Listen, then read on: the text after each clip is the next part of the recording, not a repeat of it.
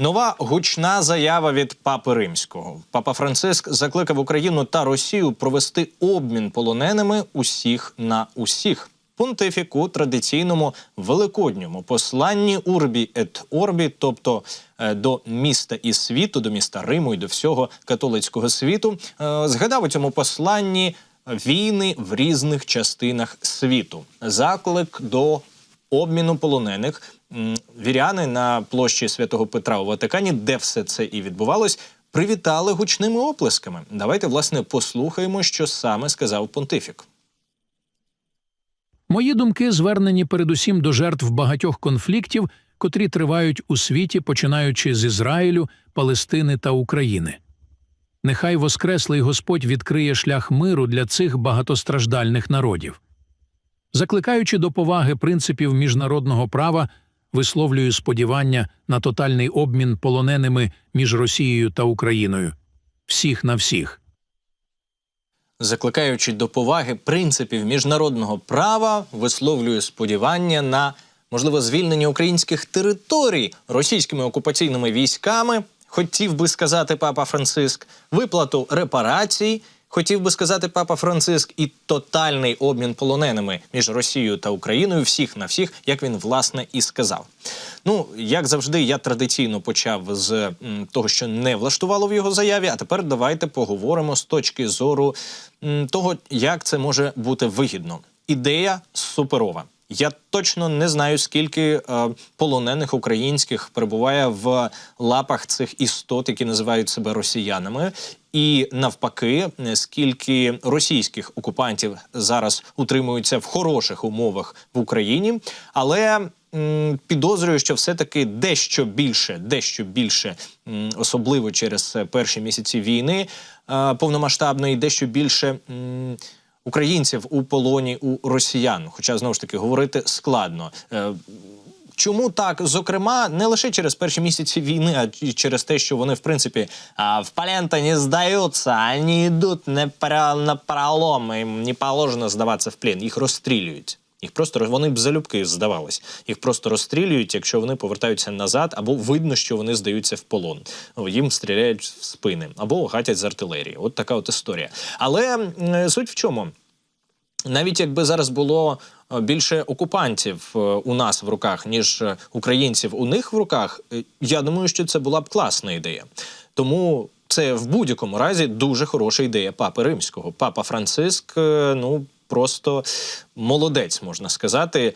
Я, звісно, не те, щоб якесь мірило оцінки дій Папи Римського, хоча останнім часом журналісти вимушені давати, особливо українські журналісти, вимушені давати оцінку словам понтифіка. Абсолютно нетрадиційна історія. Зазвичай Папа Римський – це така мудра постать, яка все про всіх знає, яка знає, як сказати, що сказати, коли сказати, чому сказати, що зробити. Але у нас із цим понтифіком є певні питання. Значить, чому так відбувається, в принципі, з Папою Франциском? Я нещодавно, мабуть, як і чимало з вас, ознайомився з матеріалом на сайті наших колег з «Української правди», і от такий собі архімандрит Кирило Говорун, який також у нас в ефірі час від часу буває, який зараз перебуває в роз'їздах багатьма країнами, в тому числі, і чи не передусім тими, де більшість католицька, і де Папа Римський здійснює свій серйозний вплив. От наш архімандрит намагається здійснювати свій вплив проукраїнський, говорити так, як воно є, так, як воно є насправді, бо, на жаль, Папа Римський не знає, як воно є насправді, або вдає, що не знає. І от пан Говорун каже, що з папою треба наполегливо працювати і постійно його, скажімо так, доносити йому інформацію з українського боку. Постійно це робити, тому якщо у вас є можливість через, можливо, ваші пастви ваших знайомих на Заході, або ви українські католики, греко-католики, які можуть передавати якимось чином інформацію. Це дуже важливо, щоб до Папи Римського якнайбільше доходило от сигналів саме з України. За версією фахівця з релігієзнавства і, власне, архімандрита Кирила Говоруна. І от чому так сталося? Тому що Папа Римський Франциск, він виріс в аргентинських всередині, це були 50-60-ті роки минулого століття, і тоді в Аргентині всі вважали, що Совєтський Союз і Ленін – це дуже хорошо, а от імперіалісти американські – це страшенно погано. Так от ми, на думку Папи Римського, американські імперіалісти, щоб ви розуміли. От так. А от росіяни – це хороший Совєтський Союз. Ну, в глибині душі. Завдяки тому, що чимало людей намагаються доносити йому правильну інформацію, він все-таки змінює свою позицію, але це треба робити частіше. Тепер повертаємося до питання обміну безпосередньо. Про папу можна вічно говорити, цього папу Франциска, але давайте сконцентруємось на суті питання, яке він порушив. Якби росіяни погодились на такий обмін, це була б дуже хороша новина. З високою ймовірністю ми розуміємо, що, скоріш за все, вони на це, на жаль, для нас не підуть, бо це терористи, свідомі терористи. З іншого боку, якщо про це говорить Папа Франциск, якого вважають посередником обидві сторони, і дійсно в деяких окремих, невеликих, немасштабних, скажімо, подіях, пов'язаних з обмінами, він брав участь і відігравав велику роль. Великим таким миротворцем і посередником, на жаль, йому, чи на щастя, поки що не судилося стати. Але, можливо, він щось знає, бо він говорить це саме напередодні Великодня. Того Великодня, який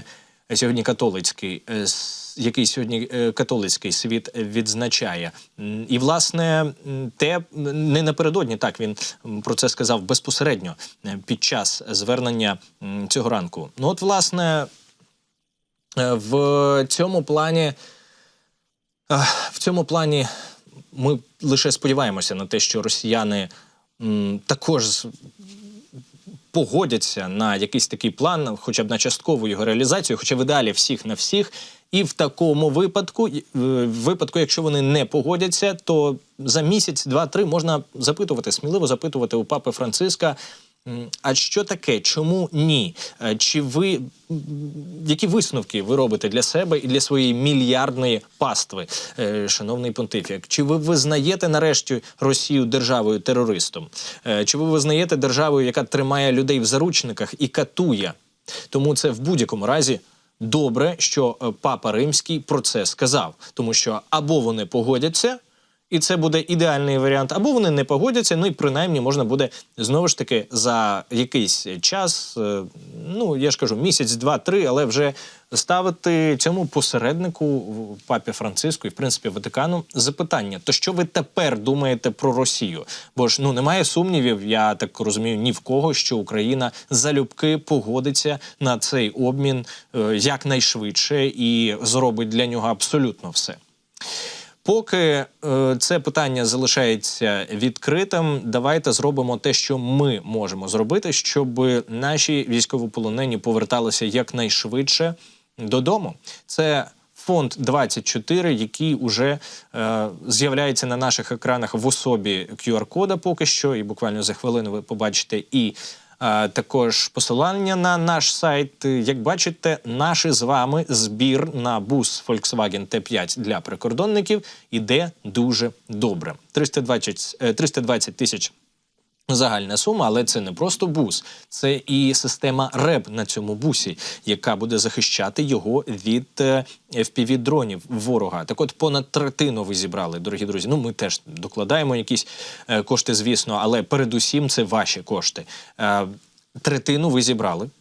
Я пропоную закривати цей збір максимум завтра. Сподіваюся, що вам така ідея до вподоби і що ви зараз докладетесь до цього, долучитесь. Наводьте, будь ласка, якщо вам в такий спосіб зручно, камери своїх смартфонів на той QR-код, який бачите на своїх екранах, або ж переходьте на сайт fund24tv.ua. Червоним кольором ми спеціально вивели ці літери, ну або просто завжди можна загуглити Фонд 24, власне, в пошуковому запиті Гугла і побачити в першому посиланні саме наш сайт.